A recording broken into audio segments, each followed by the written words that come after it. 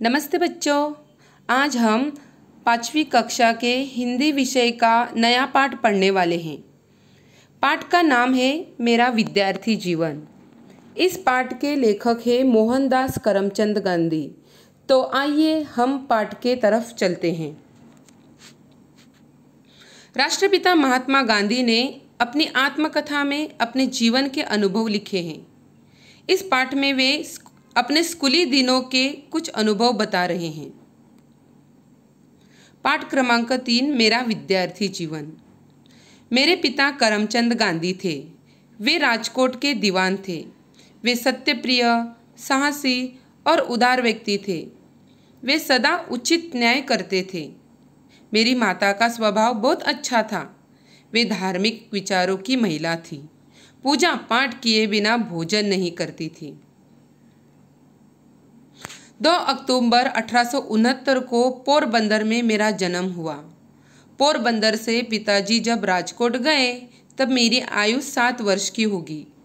पाठशाला से ऊपर के स्कूल में और वहाँ से हाई स्कूल में गया। मुझे यह याद नहीं है कि मैंने कभी किसी शिक्षक या किसी लड़के से झूठ बोला हो। मैं बहुत संकोची था। एक बार पिताजी श्रवण पितृ भक्ति नामक नाटक की एक किताब खरीद कर लाए थे। मैंने उसे बड़े शौक से पढ़ा। उन्हीं दिनों शीशे में तस्वीर दिखाने वाले लोग आया करते थे। तभी मैंने शीशे में अपने अंधे माता पिता को बहंगी के पलड़ों में बिठाकर ले जाने वाले श्रवण कुमार का चित्र देखा। इन बातों का मेरे मन पर बहुत अधिक प्रभाव पड़ा। मन ही मन मैंने कहा कि मैं भी श्रवण कुमार की तरह बनूंगा। तो चलो बच्चों, आज हम देखते हैं कि ये श्रवण कुमार कौन है। एक छोटी सी आपको उनकी मैं कहानी बताती हूँ। बहुत समय पहले त्रेता युग में श्रवण कुमार नाम का एक बालक था। श्रवण के माता पिता अंधे थे। श्रवण अपने माता पिता को बहुत प्यार करता था।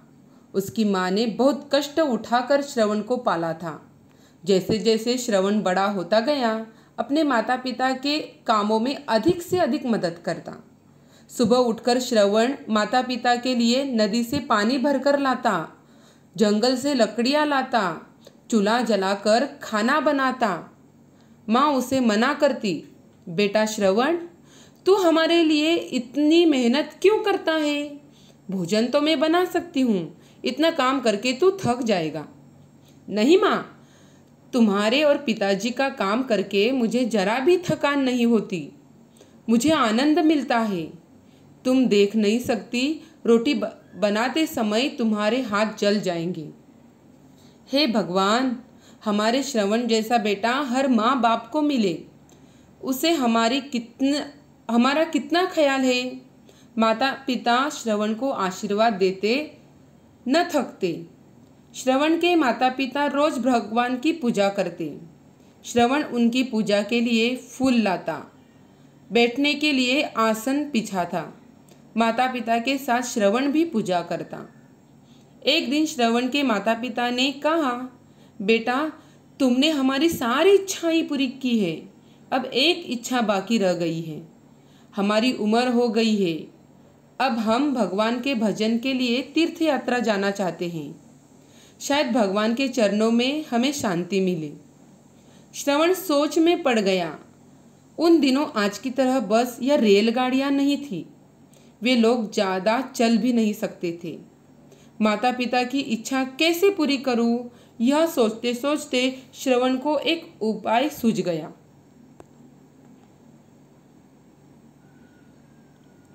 श्रवण ने 2 बड़ी बड़ी टोकरियां ली। उन्हें एक मजबूत लाठी के दोनों सिरों पर रस्सी से बांधकर लटका दिया। इस तरह एक बड़ा कांवर बन गया। फिर उसने माता पिता को गोद में उठाकर एक एक टोकरी में बिठा दिया। लाठी कंधे पर टांगकर श्रवण माता पिता को तीर्थ यात्रा करने चल पड़ा। श्रवण एक एक कर उन्हें कई तीर्थ स्थानों पर ले जाता है। एक दोपहर श्रवण और उसके माता पिता अयोध्या के पास एक जंगल में विश्राम कर रहे थे। माँ को प्यास लगी। इसलिए श्रवण कमंडल लेकर पानी लाने चला गया। अयोध्या के राजा दशरथ को शिकार खेलने का शौक था। वे भी जंगल में शिकार खेलने आए हुए थे। श्रवण ने जल भरने के लिए कमंडल को पानी में डुबोया। बर्तन में पानी भरने की आवाज़ सुनकर राजा दशरथ को लगा कोई जानवर पानी पीने आया है। इसलिए आवाज़ के आधार पर उन्होंने अचूक तीर मारा। तीर सीधा श्रवण के सीने में जा लगा। श्रवण के मुंह से आह निकल आई। राजा जब शिकार को लेने पहुँचे तो उन्हें अपनी भूल मालूम हुई। अनजाने में उनसे इतना बड़ा अपराध हो गया। उन्होंने श्रवण से क्षमा मांगी। मुझे क्षमा करना ए भाई, अनजाने में अपराध कर बैठा। बताइए मैं आपके लिए क्या कर सकता हूँ। राजन, जंगल में मेरे माता पिता प्यासे बैठे हैं। आप जल ले जाकर उनकी प्यास बुझा दीजिए। मेरे विषय में उन्हें कुछ न बताइएगा, यही मेरी विनती है। इतना कहते कहते श्रवण ने प्राण त्याग दिए। दुखी हृदय से राजा दशरथ जल लेकर श्रवण के माता पिता के पास पहुँचे। श्रवण के माता पिता अपने पुत्र के पैरों की आहट अच्छी तरह पहचानते थे। राजा के पैरों की आहट सुन वे चौंक गए। कौन है? हमारा बेटा श्रवण कहाँ है? बिना उत्तर दिए राजा ने जल से भरा कमंडल आगे कर उन्हें पानी पिलाना चाहा, पर श्रवण की माँ चीख पड़ी, तुम बोलते क्यों नहीं? बताओ हमारा बेटा कहाँ है? माँ, अनजाने में मेरा चलाया बाण श्रवण के सीने में चल गया। उसने मुझे आपको पानी पिलाने भेजा है। मुझे क्षमा कर दीजिए। राजा का गला भर आया। जब श्रवण के माता पिता ने श्रवण के बारे में जाना तो वे बेटे का नाम रो रो कर लेते हुए दोनों ने प्राण त्याग दिए। पानी को उन्होंने हाथ भी नहीं लगाया। पैसे ही उन्होंने इस संसार से विदा ले ली। सचमुच श्रवण कुमार की माता पिता के प्रति भक्ति अनुपम थी। जो पुत्र माता पिता की सच्चे मन से सेवा करते हैं उन्हें श्रवण कुमार कहकर पुकारा जाता है। सच है, माता पिता की सेवा सबसे बड़ा धर्म है और शायद इसीलिए महात्मा गांधी जी श्रवण कुमार की तरह बनना चाहते थे।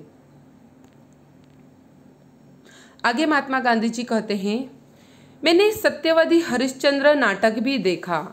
बार बार उसे देखने की इच्छा होती। हरिश्चंद्र के सपने आते। बार बार मन में यह बात उठती कि सभी हरिश्चंद्र की तरह सत्यवादी क्यों न बने। यही बात मन में बैठ गई कि चाहे हरिश्चंद्र की भांति दुख उठाना पड़े पर सत्य को कभी नहीं छोड़ना चाहिए। तो अभी आइए थोड़ा सा उदाहरण के तौर पर मैं आपको सत्यवादी हरिश्चंद्र के बारे में बताती हूँ। राजा हरिश्चंद्र सच बोलने वाले और वचन के पालन के लिए मशहूर थे। उनकी प्रसिद्धि चारों तरफ फैली थी। ऋषि विश्वामित्र ने राजा हरिश्चंद्र की प्रसिद्धि सुनी। वे स्वयं इसकी परीक्षा करना चाहते थे। राजा हरिश्चंद्र हर हालत में केवल सच का ही साथ देते थे। अपनी इस निष्ठा की वजह से कई बार उन्हें बड़ी बड़ी परेशानियों का भी सामना करना पड़ा, लेकिन फिर भी उन्होंने किसी भी हाल में सच का साथ नहीं छोड़ा। वे एक बार जो प्रण लेते थे उसे किसी भी कीमत पर पूरा करके ही छोड़ते थे। राजा हरिश्चंद्र ने सत्य के मार्ग पर चलने के लिए अपनी पत्नी और पुत्र के साथ खुद को बेच दिया था। आगे महात्मा गांधी जी कहते हैं, जब मैं केवल 13 वर्ष का था तभी मेरा विवाह कस्तूरबा के साथ हो गया था, मगर मेरी पढ़ाई चलती रही। 5वीं और 6ठी कक्षा में तो छात्रवृत्तियां भी मिली थी। अपने आचरण की ओर मैं बहुत ध्यान देता था। इसमें यदि कोई भूल हो जाती तो मेरी आंखों में आंसू भर आते। शिक्षक का कहना ही मेरे लिए असह्य हो जाता। अपने से बड़ों तथा शिक्षकों का अप्रसन्न होना मुझसे सहन नहीं हो पाता था। मैंने पुस्तकों में पढ़ा था कि खुली हवा में घूमना स्वास्थ्य के लिए लाभकारी होता है। यह बात मुझे अच्छी लगी और तभी से मैंने सैर करने की आदत डाल ली। सैर करना भी एक प्रकार का व्यायाम ही है। इससे मेरा शरीर मजबूत हो गया। एक भूल की सजा मैं आज तक पा रहा हूँ। लिखाई में अक्षर अच्छे होने की जरूरत नहीं, यह गलत विचार मेरे मन में इंग्लैंड जाने तक रहा। आगे चलकर दूसरों के मोती जैसे अक्षर देखकर मैं बहुत पछताया। मैंने देखा कि अक्षर बुरे होना अपूर्ण शिक्षा की निशानी है। बाद में मैंने अपने अक्षर सुधारने का प्रयत्न किया, परंतु पक्के घड़े पर कहीं मिट्टी चढ़ सकती है। सुलेख शिक्षा का जरूरी अंग है। उसके लिए चित्रकला सीखनी चाहिए। बालक जब चित्रकला सीखकर चित्र बनाना जान जाता है, तब यदि अक्षर लिखना सीखे तो उसके अक्षर मोती जैसे हो जाते हैं। मेरे संस्कृत शिक्षक काम लेने में बड़े सख्त थे। फारसी के शिक्षक नरम थे। विद्यार्थी आपस में बातें करते कि फारसी बड़ी सरल है। यह सुनकर मैं ललचाया और एक दिन फारसी की कक्षा में जा बैठा। यह देखकर संस्कृत शिक्षक ने मुझे बुलाया और समझाया, तुमको संस्कृत समझने में कोई कठिनाई हो तो मुझे बताओ। मैं तो सब विद्यार्थियों को अच्छी तरह संस्कृत पढ़ाना चाहता हूँ। आगे चलकर उसमें रस ही रस है। देखो, हिम्मत न हारो। तुम फिर मेरी कक्षा में आकर बैठो। मैं उन शिक्षक के प्रेम के कारण इनकार न कर सका। आज भी मैं उनका उपकार मानता हूँ, क्योंकि आगे चलकर मैंने समझा कि संस्कृत का अच्छा अध्ययन किए बिना नहीं रहना चाहिए। मैं हाई स्कूल में मंदबुद्धि विद्यार्थी नहीं माना जाता था, पर जहाँ तक याद है मुझे अपनी होशियारी का कोई भी गर्व नहीं था। इनाम या छात्रवृत्ति पाने पर मुझे आश्चर्य होता था, लेकिन अपने आचरण की मुझे बड़ी चिंता रहती। मेरे हाथों कोई ऐसा काम हो जिसके लिए शिक्षक मुझे दंड दे तो यह मेरे लिए असह्य था। मुझे याद है कि एक बार मुझे मार खानी पड़ी थी। मुझे मार का दुख न था, पर मैं दंड का पात्र समझा गया, इस बात का बड़ा दुख था। यह बात पहली या दूसरी कक्षा की है। दूसरी बात 7वीं कक्षा की है। उस समय के हमारे हेडमास्टर कड़ा अनुशासन रखते थे। फिर भी वे विद्यार्थियों में प्रिय थे। वे स्वयं ठीक काम करते और दूसरों से भी ठीक काम लेते थे। पढ़ाते अच्छा थे। उन्होंने ऊपर की कक्षा के विद्यार्थियों के लिए व्यायाम और क्रिकेट अनिवार्य कर दिए थे। मेरा मन इन चीज़ों में न लगता था। खेलना अनिवार्य होने से पहले तो मैं कभी व्यायाम करने, क्रिकेट या फुटबॉल खेलने गया ही नहीं था। वहाँ न जाने में मेरा संकोची स्वभाव भी एक कारण था। अब मैं यह देखता हूँ कि व्यायाम के प्रति यह अरुचि मेरी गलती थी। उस समय मेरे मन में यह गलत विचार घर किए हुए था कि व्यायाम का शिक्षक के साथ कोई संबंध नहीं। बाद में समझा कि पढ़ने के साथ साथ व्यायाम करना भी बहुत जरूरी है। व्यायाम में अरुचि का दूसरा कारण था पिताजी की सेवा करने की तीव्र इच्छा। स्कूल बंद होते ही तुरंत घर जाकर उनकी सेवा में लग जाता था। अब व्यायाम अनिवार्य होने से इस सेवा में विघ्न पड़ने लगे। मैंने पिताजी की सेवा के लिए व्यायाम से छुटकारा पाने का प्रार्थना पत्र दिया, पर हेडमास्टर साहब कब छोड़ने वाले थे। एक शनिवार को स्कूल सवेरा का था। शाम को 4 बजे व्यायाम को जाना था। मेरे पास घड़ी न थी। आकाश में काले बादल थे, इससे समय का पता न चला। बादलों से धोखा खा गया। जब पहुंचा तो सब जा चुके थे। दूसरे दिन मुझे कारण पूछा गया। मैंने जो बात थी वह बता दी। उन्होंने उसे नहीं माना और मुझे 1 या 2 आना ठीक याद नहीं कितना दंड देना पड़ा। मैं झूठा बना, मुझे भारी दुख हुआ।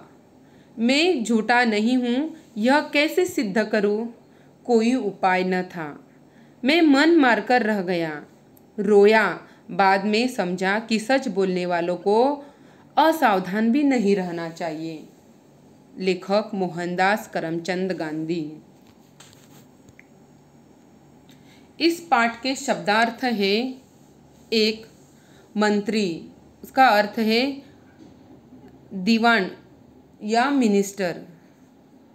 दो, सत्यप्रिय, अर्थ है सच्चा या ईमानदार। तीन, साहसी, इसका अर्थ है हिम्मत वाले।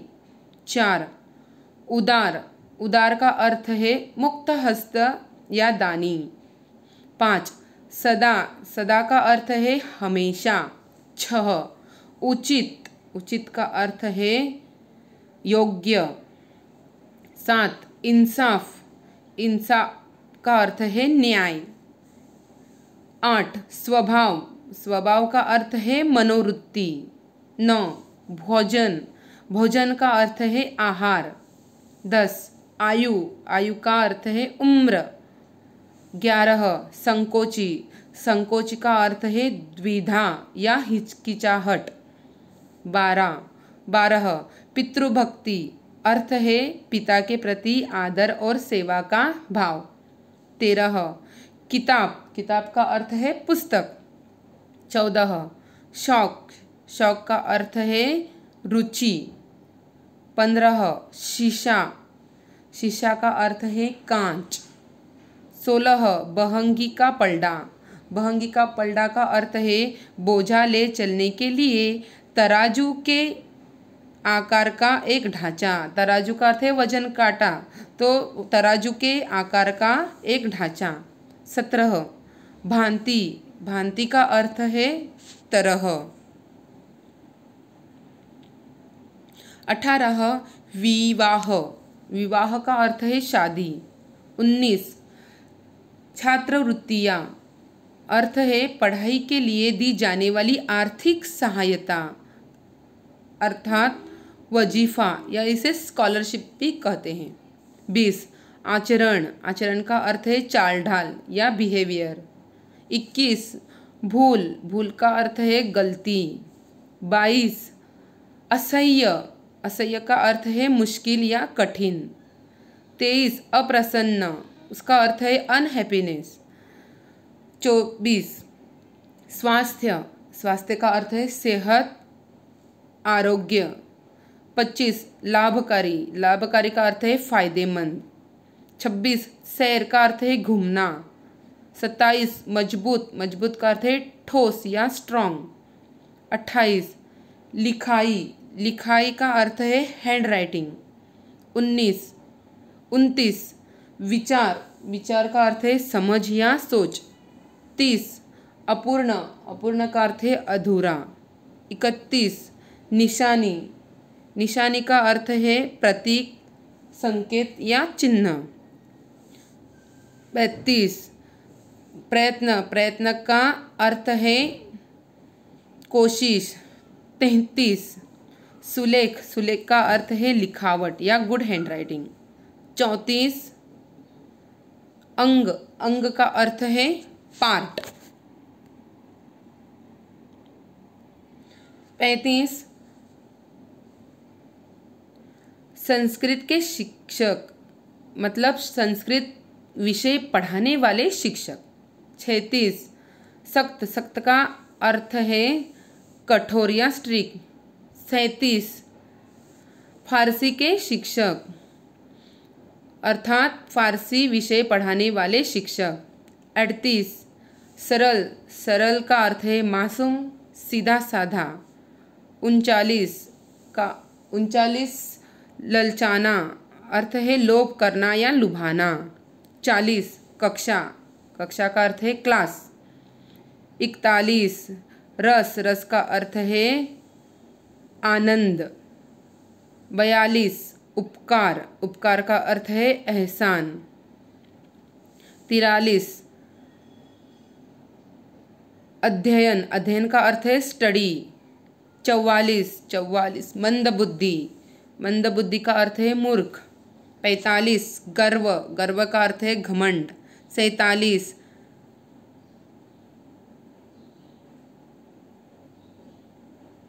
46 आश्चर्य होना, आश्चर्य होना का अर्थ है चकित होना, दंग रह जाना।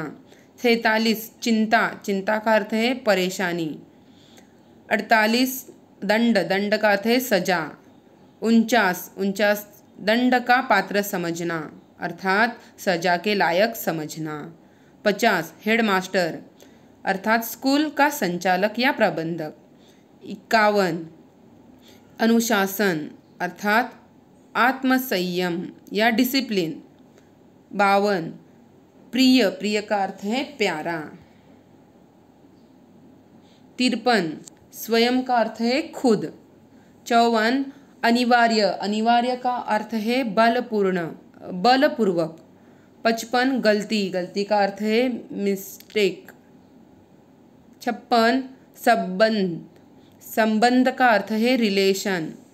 57 तीव्र, तीव्र का अर्थ है तेज।